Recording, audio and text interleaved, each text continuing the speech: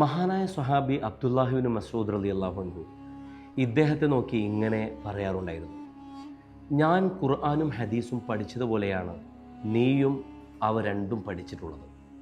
പ്രവാചകൻ എപ്രകാരമാണോ എന്നെ നോക്കിയിരുന്നത് അപ്രകാരമാണ് ഞാൻ നിന്നെയും നോക്കിയിട്ടുള്ളത്.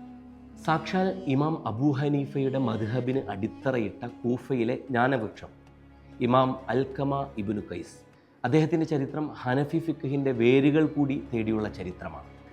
പ്രവാചകൻ സല്ലല്ലാഹു അലൈഹി വസല്ലമയുടെ കാലത്ത് ജനിച്ച അൽക്കമ ഇബ്നു മസ്ഊദ് റളിയല്ലാഹുവിൻ്റെ നിഴലായിട്ടാണ് ജീവിക്കുന്നത്.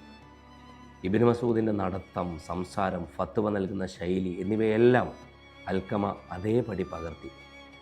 അദ്ദേഹം രൂപം നൽകിയ ഫതാവ അൽക്കമയാണ് കൂഫൻ കർമ്മശാസ്ത്രത്തിൻ്റെ ആദ്യ രൂപം. ഇത് പിന്നീട് ഇബ്രാഹിം നഖയിലേക്കും അവിടെ നിന്ന് ഹമ്മാദിലേക്കും ഒടുവിൽ ഇമാം അബൂ ഹനീഫയിലേക്കും എത്തിച്ചേർന്നു. അതുകൊണ്ട് തന്നെ ഹനഫി മദ്ഹബിൻ്റെ ഫിഖ്ഹ് നിയമങ്ങളുടെ ഏറ്റവും വലിയ സ്രോതസ്സ് അൽക്കമയുടെ കണ്ടെത്തലുകളാണ്. അൽക്കമ കൂഫയിലെ ജനങ്ങൾക്ക് അറിവിൻ്റെ പ്രകാശമായിരുന്നു എന്ന് ചരിത്രകാരന്മാർ അദ്ദേഹത്തെക്കുറിച്ച് രേഖപ്പെടുത്തുന്നുണ്ട്. വളരെ മനോഹരമായി ഖുർആൻ പാരായണം ചെയ്യുമായിരുന്നു അൽക്കമ.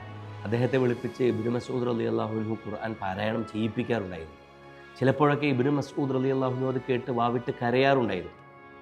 അഗാധമായ ജ്ഞാനം കൊണ്ട് ഭരണാധികാരികളിൽ ചിലർ അദ്ദേഹത്തെ ഖാളി ഖുലാത്തായി, വലിയ ജഡ്ജിയായി നിയമിക്കാൻ വേണ്ടി ക്ഷണിച്ചപ്പോൾ അദ്ദേഹം അത് നിരസിക്കുകയാണ് ചെയ്തിട്ടുള്ളത്.